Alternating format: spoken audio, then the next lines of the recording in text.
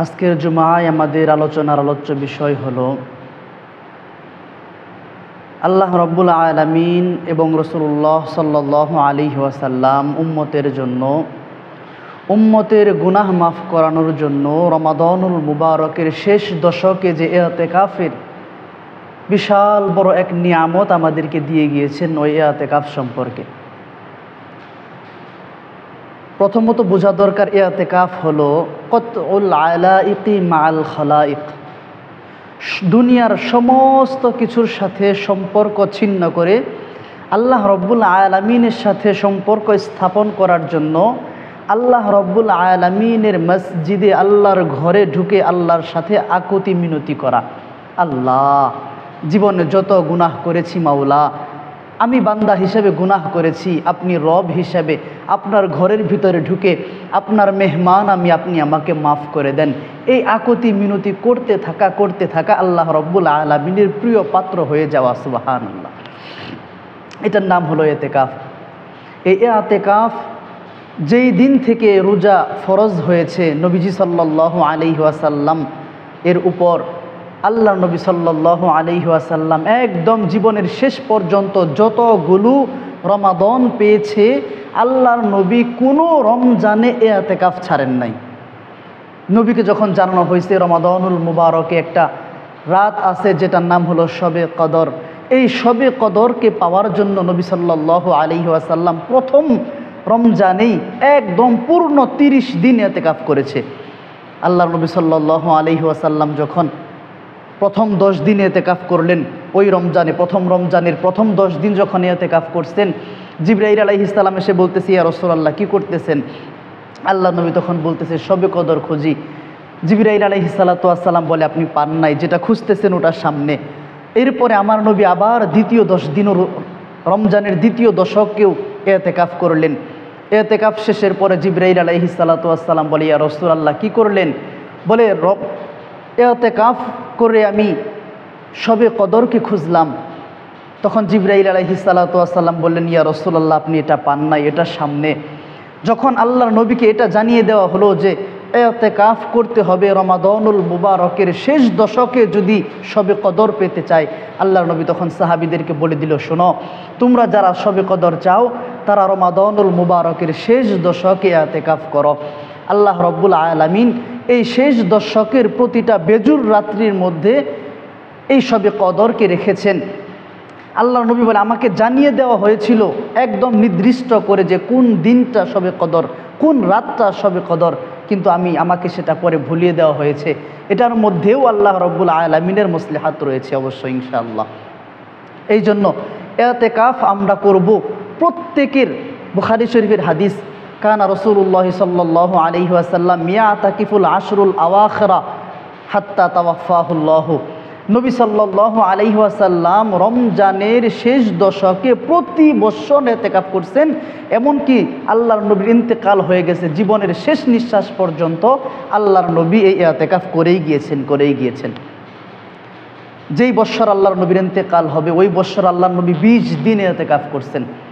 এই ইতিকাফ এমনি তো নবী করে নাই। যে ব্যক্তি একদিন ইতিকাফ করবে আল্লাহ রব্বুল আলামিন তার থেকে জাহান্নামকে 3 খন্দক দূরে সরিয়ে দিবে। আর 1 খন্দকের পরিমাণ হলো আসমান এবং জমিনের মধ্যে যতটুকু দূরত্ব। ওই বান্দা একদিন ইতিকাফ করে 3 এতটুক দূরত্ব সরে যাবে জাহান্নাম থেকে। সুবহানাল্লাহ। এই জন্য ভাই, জীবন তো শেষ হয়ে যাবেই। এই 10 দিন আমি যাই করি না কেন, বাজারে তরমুজ কিনি আর খেজুর কিনি, মার্কেটে জুতা কিনি আর শাড়ি কিনি আর কাপড় কিনি আর লুঙ্গি আর পায়জামা কিনি, আমি যাই ক্রয় করি আর যাই বিক্রি করি, সময় শেষ হয়ে যাবে। কিন্তু আখেরাত তো আমার হলো না। আমার আখেরাত যদি গুছাইতে চাই তাহলে সব কিছুকে ছিন্ন করে ইতিকাফ করার জন্য মসজিদে চলে আসতে হবে।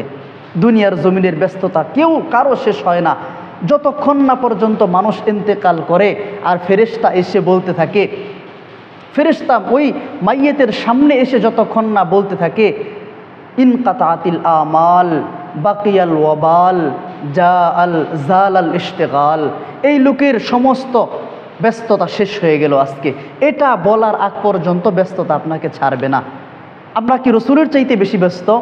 আমার নবী সাল্লাল্লাহু আলাইহি ওয়াসাল্লাম কেমন ব্যস্ততা ছিল দেখেন। আমরা সকলের একটা দুইটা তিনটা চারটা তার বেশি তো আর কারো স্ত্রী নাই, 4 জন বিবি। এক সময় আমার নবীর 9 জন বিবি ছিল। তো ব্যস্ত কি আমি আপনি বেশি না নবী বেশি ছিল?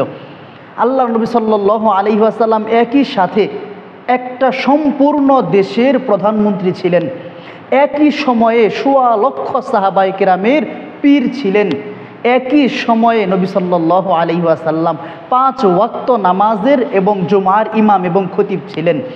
একই সময়ে আল্লাহর নবী সাল্লাল্লাহু আলাইহি ওয়াসাল্লামের উপর অনর্গল সব সময় একাধারে ওয়াহী নাজিল হতেই থাকতো। একই সময়ে নবী সাল্লাল্লাহু আলাইহি ওয়াসাল্লামের এই 10 বছরের রোজা ফরজ হওয়ার মাদানী 10 বছরের জীবনের মধ্যে আল্লাহর নবী সাল্লাল্লাহু আলাইহি ওয়াসাল্লাম 57টা যুদ্ধ আঞ্জাম দিছেন। এর মধ্যে 27টিতে নিজে নবী অংশগ্রহণ করছেন, তার মধ্যে থেকে 9টিতে যুদ্ধ হয়েছে। আল্লাহর নবী বলছে, যাও অমুক জায়গায় যাও, তুমি থাকবা সেনাপতি, তুমি থাকবা প্রধান, তুমি থাকবা তারপরে তার হাত পরে তোমার হাতে, সে মারা গেলে তুমি পতাকা ধরবা, সে মারা গেলে তুমি ঝান্ডা ধরবা। এতগুলো পরিকল্পনা করার পরও আমার নবী জীবনে কোনো দিন ইতিকাফ ছাড়েন নাই। আর আমরা তার আশিক দাবি করি, জীবনে কোনো দিন ওই ইতিকাফ করি না। চিন্তা করেন, কাল কিয়ামতের ময়দানে যখন আল্লাহ রব্বুল আলামিন কিয়ামত যখন কায়েম করিয়ে দিবেন হাসরের ময়দানে, যখন আমরা নবীর সামনে যাব, নবী যখন জিজ্ঞাসা করবে যে তুমি কি আমাকে ভালোবাসতা, আমরা তো তখন বলবো হ্যাঁ নবী ভালোবাসতাম। আল্লাহর নবী যদি তখন বলে ফেলে যেই ইতিকাফ আমি জীবনে কোনোদিন ছাড়লাম না, ওই ইতিকাফ তুমি জীবনে কোনোদিন করলা না, তুমি কিভাবে আমাকে ভালোবাসলা? যেই দাড়ি আমি জীবনে কোনোদিন ছাটলাম না, কাটলাম না, তুমি জীবনে কোনোদিন সেটাকে রাখলা না। যেই পোশাক আমি সারা জীবন ছাড়লাম না, ওই পোশাক তুমি জীবনে কোনোদিন ধরলা না। যেই জিকির আমি নবী সারা জীবন ছাড়লাম না, ওই জিকির তুমি কোনোদিন করলা না। যেই শরীয়ত আমি দিয়ে আসলাম, যেইটার কারণে পিঠটাকে চালনির মতো ঝাঁঝরা করে দিলাম, যেই শরীয়তকে কায়েম করার জন্য, প্রতিষ্ঠিত করার জন্য আমি নবী দিবানিশি মেহনত করলাম, চোখের পানি ঝরাইলাম, শরীরের রক্ত ঝরাইলাম, ওই শরীয়তের ধারের কাছেও তুমি আসলা না। এখন তুমি আসছো হাউজে কাউসারে পানি পান করার জন্য। তুমি বলো তুমি কেমন আশিকে নবী ছিলা? ওই দিন কি উত্তর দিবেন নিজেকে জিজ্ঞাসা করেন। ও বাফেরা, একটু শুনেন, দুনিয়ার জমিনে তো এমনও হয় যে দাদাই ঘরের মাটি, বাড়ির মাটি ফালাইয়া রাখছে, জমি কিনে মাটি ফালাইছে, ছেলে এসে ওই জমির মধ্যে পাইলিং করে, ওইটার মধ্যে ফাউন্ডেশন করে তিনি একটা ঘর উঠাইছে, টিন সেট উপরে টিন লাগাইছে। তার ছেলে নাতি এসে ওই চালটাকে ফেলে দিয়ে ওটাকে একদম ছাদ করে স্বয়ং সম্পূর্ণ করছে, টালি লাগাইছে, ঘরের মধ্যে ফার্নিচার কিনছে। একটা ঘর, একটা বাড়িকে পরিপূর্ণ করার জন্য 3 পুস্তান সময় লাগাইছে। এটা সম্ভব, এটা হয়। কিন্তু আখেরাতে আপনার যে ঘর আছে, ওইটা দুনিয়ার কেউ আপনাকে সাজিয়ে দিবে না। ওইটা আপনারটা আপনারই সাজাতে হবে, ওটা আমারটা আমারই করতে হবে, ওটা আমারটা আমারই ধরতে হবে, আমার বুঝ ওটা আমাকেই বুঝে নিতে হবে আমার আখেরাতের মধ্যে। এই জন্য নবী হাদিসের মধ্যে বলছে, কবর প্রতিদিন বান্দাকে ডাকতে থাকে, ও মানুষ, আনা বাইতুদ দুধ, আমি পোকামাকড়ের ঘর, আনা বাইতুল গুরবা, আমি একাকিত্বের ঘর, আনা বাইতুল ওয়াহদা, আমি একাকিত্বের ঘর, আনা বাইতুল গুরবা, আমি অপরিচিতর ঘর, আনা বাইতুত তুরাব, আমি মাটির ঘর। আমার কাছে আসার আগে তোমার আমলকে তুমি ঠিক করে আসো, না হয় তুমি আমার ভিতরে সহ্য করতে পারবা না। এই রমাদানুল মুবারকে এক রমজানে যতগুলো ইবাদত, যতগুলো আমল আল্লাহ দিছে, আর পুরা সময় এতগুলো আমল একত্রে পাওয়া যায় না। আপনি দেখেন, রমাদানুল মুবারকে 30টা রোজা আল্লাহ ফরজ করছে, অন্য কোনো সময় এই 30 রোজা পাওয়া যায় না। এক রমাদানুল মুবারকে আল্লাহ তাআলা আল্লাহ রব্বুল আলামিন এবং আল্লাহর নবী 30টা তারাবিকে আমাদের জন্য দিয়ে গেছেন, এটা অন্য কোনো সময় পাওয়া যায় না। এক রমজানে আল্লাহ রব্বুল আলামিন আমাদের জন্য, আল্লাহর রসুল আমাদের জন্য একদম 30টা সাহারি দিয়ে গিয়েছেন। হাদিসের মধ্যে নবী বলছে, তাসাহারু ফাইন্না ফিস সাহুরি বারাকা, তোমরা সাহারি খাও, সাহারির মধ্যে আল্লাহ বরকত রেখে দিয়েছেন। একই সাথে 30টা রোজায় 30টা ইফতার আল্লাহ তাআলা দিয়ে দিয়েছেন। এই 30টা ইফতারের ব্যাপারে আল্লাহ রসুল হাদিসের মধ্যে বলছে, কেউ যদি কাউকে একবার একটা রোজাকে ইফতার করায়, আল্লাহ রব্বুল আলামিন ওই রোজাদারের রোজা রেখে যে সওয়াব পেয়েছে, ওই ইফতার করিয়ে সে ওই সওয়াব পাবে। একই সাথে এই রোজার মধ্যে আল্লাহ রব্বুল আলামিন আমাদের সাদাকাতুল ফিতর দেওয়ার প্রদান করার যেই হুকুম একটা দিয়ে দিয়েছেন, এটাও একটা বিশাল বড় আমল। একই সাথে এই ইতিকাফের সুন্নাহ আল্লাহর নবী সাল্লাল্লাহু আলাইহি ওয়াসাল্লামের সারা জীবনে তিনি দায়েম কায়েম করে আমাদের জন্য দেখায় গেছেন। এজন্য ভাই ও দোস্ত বুজুর্গ, জীবন এক সময় শেষ হয়ে যাবে। দেখেন এই বৎসর আমাদের মহল্লায় কতগুলো মানুষ মারা গেছে। গত বছর তারাও তো ছিল, আপনাদের চাইতে বেশি ব্যস্ত ছিল, এখন আর কেউ তাদেরকে দেখবে না। এই জন্য আল্লাহ রব্বুল আলামিনের কাছে সর্বদাই আমাদের চাওয়া থাকবে যে আল্লাহ আপনি আমাকে তৌফিক দান করেন, আপনার রাস্তায় আপনি আমাকে কবুল করেন।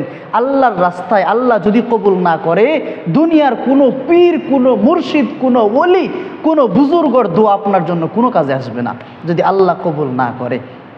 হ্যাঁ, মানুষ মরার সময় হুজুরকে ডাইকে আনছেন যে হুজুর 200 টাকা দিয়ে বলছেন যে হুজুর আপনি আমার বাবার একটু কালেমাটা পড়াইয়া দেন।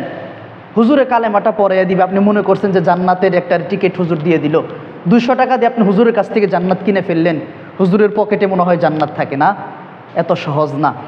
ওই কালেমা পড়তে পারে কি না পারে তাও তো বান্দা জানে না, আল্লাহ রব্বুল আলামিনই ভালো জানে। আর ওই সময় ওই কালেমার কি দাম আছে না না আছে তাও তো আল্লাহ ভালো জানে, কারণ সাকারাতুল মাউত যখন শুরু হয়ে যায় তখন এই কালেমারও কোনো দাম থাকে না। এই জন্য যতদিন সচল আছি, যতদিন চলমান আছি, হাড্ডির মধ্যে যতদিন রস আছে, মাথার মধ্যে যতদিন বিবেক আছে, অন্তরের মধ্যে যতদিন মোহব্বত ভালোবাসা আছে, ততদিন আল্লাহ রব্বুল আলামিনের ইবাদতের মধ্যে মগ্ন থাকার তৌফিক আল্লাহ দান করুক, বলুন আমিন।